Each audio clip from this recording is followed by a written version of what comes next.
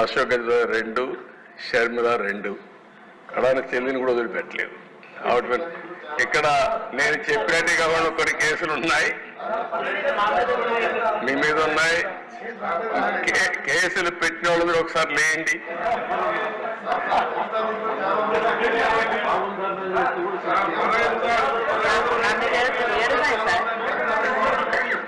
చూసారా దేశ 7 కేసులు ఉన్నాయి. అంటే రాజకీయ పోరాటం చేసిన వాళ్ళందరిపైన కేసులు పెట్టారు. అంటే ఇంకెప్పటికీ బయట రాకూడదు అనుకున్నారు, కానీ నేరుగా ప్రజలు ఆలోచించి అసెంబ్లీ పంపించారు దేశ అందరినీ. మెజారిటీ మీరు చూశారు.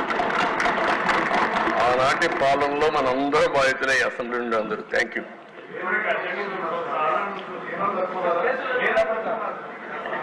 నెక్స్ట్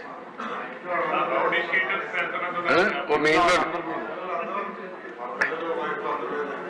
నారాయణ గారు చెప్పినట్టు ఇది నేను చెప్పింది వాళ్ళ పేర్లే ఎక్కువ టైం అవుతుంది చెప్పలేకపోయాను, కానీ ఇంట్లో ఉంటే మన పెళ్ళిళ్ళు పిలిచేవాళ్ళం కుటుంబ సమేతంగా. ఇప్పుడు కుటుంబ పరివారం అందరిపైన కేసులు పెట్టారు.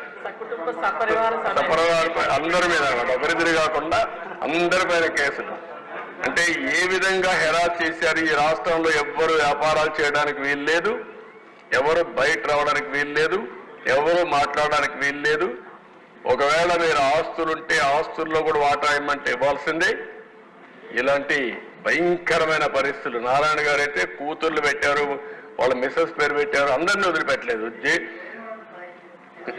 లేని వాళ్ళు చాలా మంది తక్కువ ఉన్నారు. ఇక్కడ 20 కేసులు ఉన్నాయి. అల్లుణ్ణి, కూతుర్ని, భార్యని అందరినీ సిబిసిఐడి తీసుకొచ్చి ఎక్కడికక్కడ ఎంక్వైరీ మీద ఎంక్వైరీ ఎన్ని చేయాలని చేసే పరిస్థితికి వచ్చారు.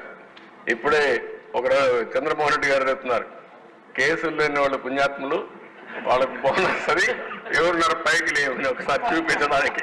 కేసులు లేని వాళ్ళు అదృష్టవంతుల వాళ్ళు. చూసారా దేశ కేసులు లేని వాళ్ళు వీళ్ళు మాత్రం మెజారిటీ బాధితులు. Okay, thank you.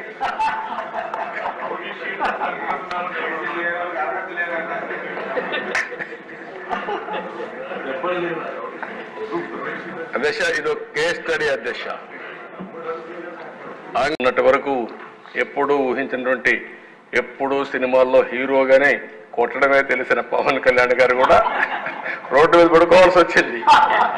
అదే సినిమాలో అయితే పడుకునేవాడు కాదు, అక్కడైతే పైకి ఎగిరి కొట్టేవాడు. కాబట్టి ఇవన్నీ ఉన్నాయి, కానీ డెఫినెట్గా కంట్రోల్ చేద్దాం. సెకండ్ థాట్ లేదు. పవన్ కళ్యాణ్ గారు ఎంత విసిగిపోయాడో మీరు చూసుంటారు. ఫ్యామిలీ విషయాలు మాట్లాడుతూ ఉంటే ఒక బాధ్యత కలిగిన ముఖ్యమంత్రి. నేను కూడా మాట్లాడాను. ఇది చూసిన తర్వాత వాడికి బుద్ధి రావాలనే ఉద్దేశంతో అలాంటి వ్యక్తులకి ఒక మాట అన్నాను.